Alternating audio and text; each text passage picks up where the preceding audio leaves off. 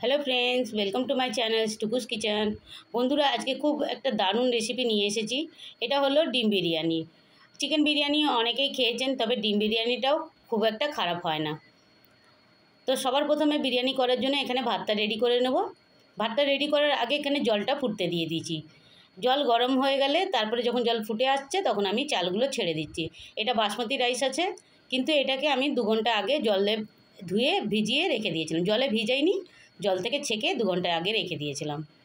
জলে বেশি ভিজিয়ে রেখে দিলে কিন্তু ভাতগুলো ভেঙে যায়, কিন্তু ধুয়ে জল ঝাড়িয়ে রেখে দিলে চালগুলো দেখবেন ডবল সাইজের লম্বা হয়ে যায় আর ভাঙেও না। তারপরে এর মধ্যে দিয়ে দিচ্ছি কিছু পরিমাণে নুন। নুনটা এমনভাবে দিচ্ছি যাতে ভাতের মধ্যে সুন্দরভাবে ঢুকে যায়। আর দিয়ে দিচ্ছি কিছু গোটা গরম মশলা। ওর মধ্যে দিচ্ছি বড় এলাচ, ছোটো এলাচ, লবঙ্গ, দারচিনি আর একটা তেজপাতা। যদি স্টার ফুল থাকে তাহলে স্টারটাও দিতে পারেন, আমার কাছে ওটা ছিল না। 4-5টা দিয়েছি, বেশি না। বড় এলাচটা একটাই দিয়েছি। এটা প্রায় আমি 80 থেকে 90% মতন এটাকে কুক করে নেব। এটা যতক্ষণ হচ্ছে ততক্ষণ আমি এখানে বেরেস্তাটা রেডি করে নিচ্ছি। বেসিক এইগুলো বিরিয়ানির আগে দরকার, সেই জন্য এটা আগে করে নিচ্ছি। বেরেস্তা হলো পেঁয়াজটাকে ভালো করে স্লাইস করে কেটে নিয়েছি, আর এটাকে সুন্দর করে একদম ব্রাউন কালারের হওয়া অবধি পেঁয়াজটাকে ভেজে নেব। ওটাকেই বিরিয়ানির বেরেস্তা বলে। এখানে পেঁয়াজ আমি নিয়েছি 3টে মিডিয়াম সাইজের, আর সুন্দর করে একদম গোল্ডেন কালার হওয়া অবধি এটাকে ভেজে নেব। যতক্ষণ এটা ভাজা হচ্ছে ততক্ষণ আমি এখানে আলু আর ডিমটা আগেই সেদ্ধ করে রেখে নিয়েছিলাম। তো আলু আর ডিমটাকে একটু মশলাতে দিয়ে ফ্রাই করে নেব। এটাকে পাশে গ্যাসে ট্রান্সফার করে দিচ্ছি। আর একটা কড়াই নিয়ে নিচ্ছি। ওই কড়াইয়ের মধ্যে 2 থেকে 3 চামচে তেল দিয়ে দিলাম। সাদা তেলেই পুরোটা রান্নাটা করছি, চাইলে সর্ষের তেলেও করতে পারেন। তারপরে ওই তেলের মধ্যে দিয়ে দিচ্ছি 1 চামচের মতো নুন, আর হাফ চামচে হলুদ গুঁড়ো, আর 1 চামচে দিলাম কাশ্মীরি লাল লঙ্কার গুঁড়ো দিয়ে এবার আলু আর ডিমটাকে আমি ছাড়িয়ে রেখেছিলাম। আলুটা চাইলে অ্যাভয়েড করতে পারেন, কিন্তু আমি আলু ছাড়া বিরিয়ানি আমার একদম অসম্পূর্ণ লাগে, তাই জন্য আমি এর মধ্যেও আলু দিলাম। আর তারপরে এইভাবে করে ডিমগুলোকে একটুখানি কাট লাগিয়ে নিলাম, দেখতেও সুন্দর লাগবে আর মশলাগুলো এর মধ্যে ঢুকে যাবে। তারপরে এই মশলার মধ্যে এই আলু আর ডিমটাকে ভালো করে একটু ভেজে নেব। খুব বেশি ভাজবো না। আর আলুটাকেও সেমভাবেই কেটে নিয়েছিলাম। একটুখানি এটাকে মশলা ঢোকা অবধি এটাকে কম আঁচ করে ভেজে নেব। এই দেখুন, এভাবে করে ভেজে নিলে কালারটাও সুন্দর হলো আর টেস্টটাও খুব ভালো হবে। ডিম আলুটা ভাজা হয়ে গেছিলো, আমি কড়াইটা খালি করে একটু পরিষ্কার করে নিয়েছি।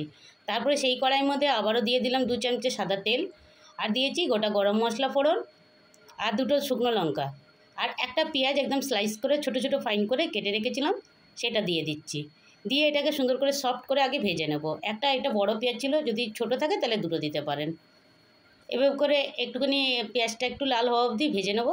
তারপরে এর মধ্যে দিয়ে দিচ্ছি কিছু মশলা। মশলার মধ্যে 1 চামচে আছে আদা বাটা, 1 চামচে রসুন বাটা, আর 3 চামচে আছে পেঁয়াজ বাটা, আর একটা টমেটো বাটা। 4টে কাঁচা লঙ্কা দিয়েছি, ঝালটা কম বেশি করে নেবেন। দিয়ে আমি সবকে মিক্সির মধ্যে বেটে নিয়েছিলাম। তারপর দিয়েছি এখানে স্বাদ মতো নুন, আর 1 চামচে দিলাম হলুদ গুঁড়ো। নুনটা কিন্তু আমি ডিমের মধ্যেও দিয়েছিলাম, রাইসের মধ্যেও, ওই বুঝে একটু নুনটা দিতে হবে। নুন দিয়েও এটাকে ভালো মতন কষিয়ে নিতে হবে। এই দেখুন, এখানে বেরেস্তাটাও আমার রেডি হয়ে গেছে। বেরেস্তা কীরম তাই দেখিয়ে দিলাম আপনাদেরকে, এটা আমার দেখানো হয়নি। এই সময় পেঁয়াজ বাটাটাও দিয়েছি, সব রকমের মশলা বাটা আছে, ওই জন্য এটা ভালো করে একটু কষাতে হবে। আর এখানে যে বেরেস্তা করেছিলাম তেলটা গরমই ছিল, ওখান থেকে আমি 2 চামচের মতন বড় চামচের আর একটু তেল দিয়ে দিলাম, কেন তেলটা একটু কম মনে হচ্ছিল। আর একটু বিরিয়ানিতে তেল না হলে কিন্তু ভালো লাগবে না। সামান্য একটু গরম গরম উপর দিয়ে দিলাম। এভাবে করে একটুখানি সুন্দরভাবে ভাজিয়ে যাবে মশলাগুলো। তারপরে এই দেখুন অনেকটা কষানো হয়ে যাচ্ছে। তারপরে এর মধ্যে দিয়ে দিচ্ছি আরেকটু কাশ্মীরি লাল লঙ্কার গুঁড়ো, আর 1 চামচে দিয়েছি জিরের গুঁড়ো, আর এটা যেটা দিলাম সেটা হলো বিরিয়ানির মশলা। দিয়ে এটাকে ভালো মতন আবারও মিক্স করে নিতে হবে। একটু আঁচটাকে কমিয়ে করতে হবে, তাহলে কিন্তু কষানোটা সুন্দরভাবে হবে আর টেস্টটা কিন্তু দারুণ হবে। আর এই যে বেরেস্তার তেলটা দিয়েছি, এটাতে আরও কিন্তু টেস্টটা দারুণ হয়েছে। তারপরে 2 চামচে আমি বড় চামচের দই ফেটিয়ে রেখে দিয়েছিলাম। মশলাটা প্রায় কষানো হয়ে গেছে, তারপরে দইটাকে দিয়ে দিলাম। দই খুব বেশি লাগবে না, এখানে আমি 4টে ডিমের 4টে আলুর করছি, সেই বুঝে 2 চামচে বড় চামচের এটাতে দিলাম। এভাবে করে এটাকেও পুরো সুন্দরভাবে কষিয়ে নিতে হবে। ডিমটাকে অবশ্যই কিন্তু ফেটিয়েই দেবেন। আর একটুখানি একটা পেঁয়াজের মতন বেরেস্তা নিয়ে আমি এর মধ্যে মিক্স করে দিলাম।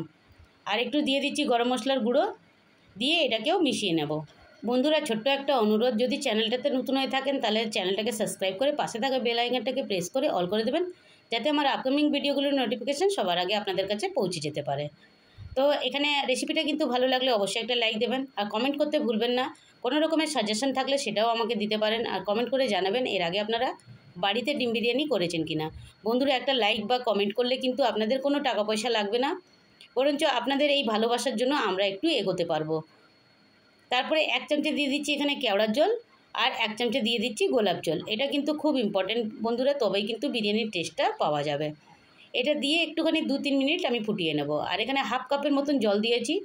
জলটা যদি প্রয়োজন না মনে হয় তাহলে নাও দিতে পারেন, কিন্তু আমি একটু সামান্য দিলাম, যাতে সুন্দরভাবে একটুখানি সফট হবে বিরিয়ানিটা আর একটু ময়েস্ট থাকবে।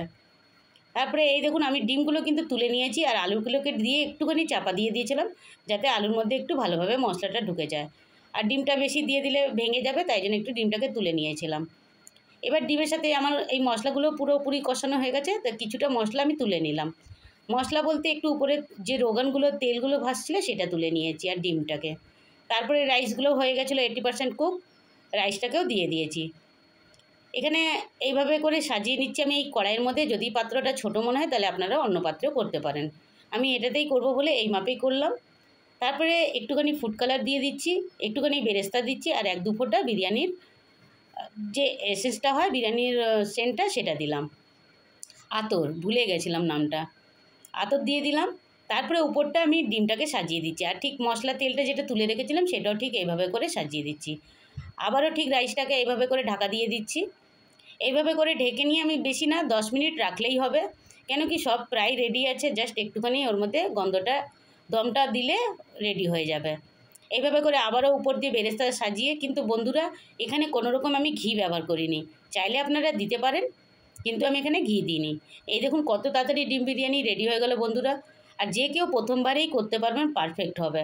বাস একটু রেসিপিটাকে ফলো করবেন।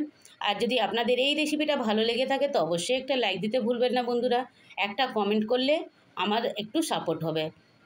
ভিডিওটা দেখার জন্য অনেক অনেক ধন্যবাদ। তাহলে দেখা হচ্ছে আবার নেক্সট কোনো রেসিপি নিয়ে। ততক্ষণ এনজয় করুন আমার এই সহজভাবে ডিম বিরিয়ানি। আরও কোনো যদি রেসিপি দেখতে চান বন্ধুরা, আপনারা কমেন্ট করে জানাবেন, অবশ্যই আমি সম্ভব হলে শেয়ার করব। ধন্যবাদ।